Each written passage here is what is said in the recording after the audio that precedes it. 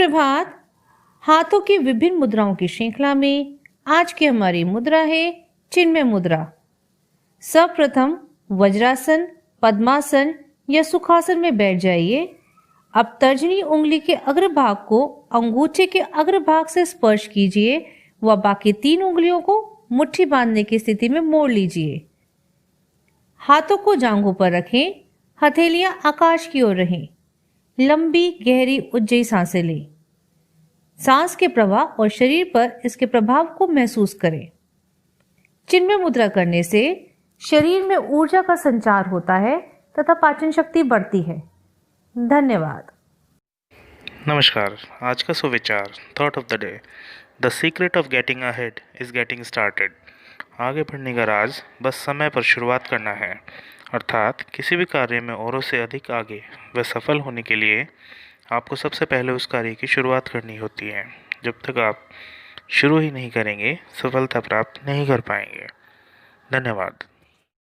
हम सिर्फ अपने लिए ही नहीं बल्कि समस्त विश्व के लिए शांति और शांतिपूर्ण विकास में विश्वास रखते हैं। ये शब्द हैं 2 अक्टूबर 1904 को उत्तर प्रदेश के मुगलसराय में जन्मे शास्त्री जी के। आज हम उनके राजनीतिक जीवन के विषय में चर्चा करेंगे। संस्कृत भाषा में स्नातक स्तर तक की शिक्षा समाप्त करने के बाद वे भारत सेवक संघ से जुड़ गए और देश सेवा का व्रत लेते हुए यहीं से अपने राजनीतिक जीवन की शुरुआत की। शास्त्री जी सच्चे गांधीवादी थे जिन्होंने अपना सारा जीवन सादगी से बिताया और उसे गरीबों की सेवा में लगाया। भारतीय स्वाधीनता संग्राम के सभी महत्वपूर्ण कार्यक्रमों व आंदोलनों में उनकी सक्रिय भागीदारी रही। उसके परिणाम स्वरूप उन्हें कई बार जेलों में भी रहना पड़ा।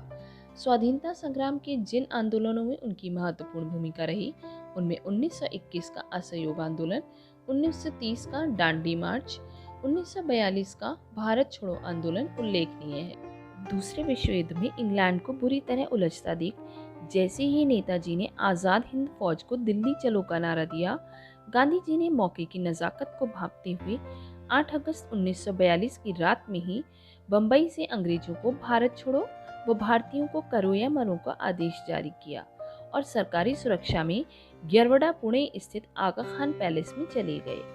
9 अगस्त 1942 के दिन शास्त्री जी ने इलाहाबाद पहुंचकर इस आंदोलन के गांधीवादी नारे को चतुराई पूर्वक मरो नहीं मारो में बदल दिया और अप्रत्याशित रूप से क्रांति की दावानल को पूरे देश में प्रचंड रूप दे दिया। पूरे 11 दिन तक भूमिगत रहते हुए यह आंदोलन चलाने के बाद 19 अगस्त 1942 को शास्त्री जी गिरफ्तार हो गए। शास्त्री जी के राजनीतिक दिग्दर्शकों में पुरुषोत्तम दास टंडन और पंडित गोविंद बल्लभ पंत के अतिरिक्त जवाहरलाल नेहरू भी शामिल थे। सबसे पहले 1929 में इलाहाबाद आने के बाद उन्होंने टंडन जी के साथ भारत सेवक संघ की इलाहाबाद इकाई के सचिव के रूप में कार्य करना शुरू किया। इलाहाबाद में रहते हुए ही नेहरू जी के साथ उनकी निकटता बढ़ी।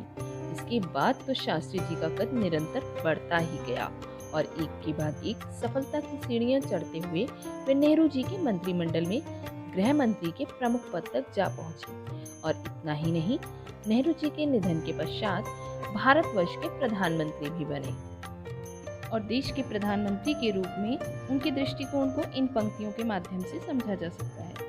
देश की तरक्की के लिए आए दिन हम लगातार लड़ते रहेंगे तो हमारी ही जनता को लगातार भारी परेशानियों का सामना करना पड़ेगा। हमें लड़ने के बजाय गरीबी, बीमारी और अशिक्षा से लड़ना चाहिए। आपस में लड़ने के बजाय गरीबी, बीमारी और अज्ञानता से लड़ना होगा। प्रधानमंत्री के रूप में लाल बहादुर शास्त्री के व्यक्तित्व को जानने के लिए अगला अंक अवश्य देखें। धन्यवाद। नमस्कार। आप सभी सरल और वक्र रेखाओं के बारे में जानते हैं।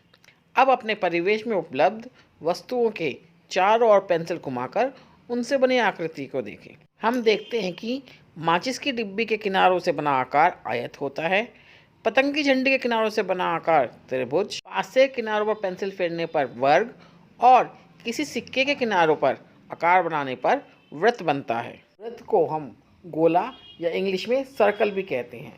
इसी प्रकार से त्रिकोण को ट्रायंगल, आयत को रेक्टेंगल और वर्ग को स्क्वायर कहते हैं। स्क्रीन पर कुछ शेप्स दी हुई हैं और उनके सामने कुछ वस्तुओं के चित्र दिए हुए हैं। आपको ये बताना है कि कौन सी शेप किस चित्र से बनेगी। इसी प्रकार कम से कम 5 वस्तुएं लीजिए और उनके चारों ओर रेखाएं खींचकर आकृति बनाइए। उन आकृतियों के नाम लिखकर अपनी मैम को दिखाइए। धन्यवाद।